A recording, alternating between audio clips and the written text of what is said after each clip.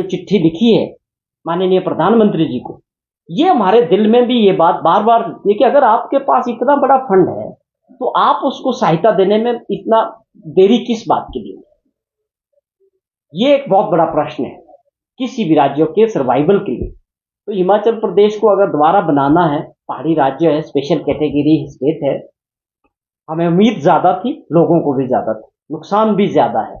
अगर हम 23 को भी जोड़ दें, 25 को भी जोड़ दें तो बहुत नुकसान है। अगर हमारी सहायता उस तरह से होगी तो स्वाभाविक तौर पे हिमाचल प्रदेश को सड़कों को दोबारा ठीक कर पाएंगे। इसके अलावा और बहुत सारी बातें माननीय मुख्यमंत्री जी ने रखी।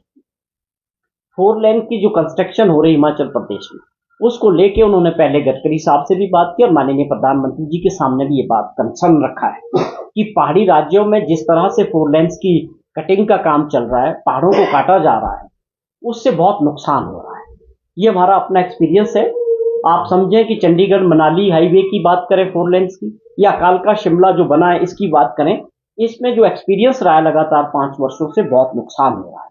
हमको इसको टेक्नोलॉजी को पहाड़ी राज्यों के लिए बदलने की आवश्यकता है।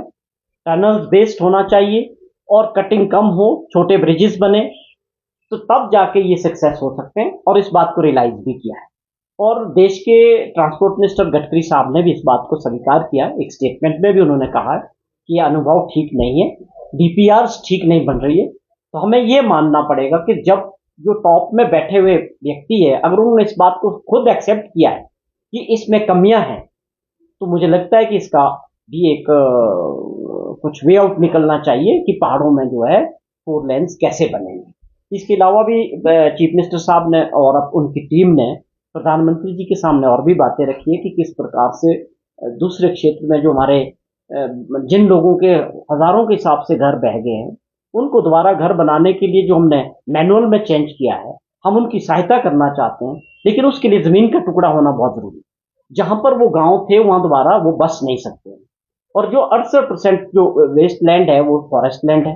तो 1 बीघा जमीन मुख्यमंत्री जी ने आग्रह किया है प्रधानमंत्री जी से भी कि ऐसी हमारे को आप ऐसी परमिशन दें कि हम उन लोगों को जिनके घर बह गए हैं उनको स्थापित करने के लिए कि उनका आशियाना बन पाए, 1 बीघा जमीन की जो है आप हमको इजाजत दें, जिससे हम उनके घर बनाने के लिए उस जगह को दे सकें।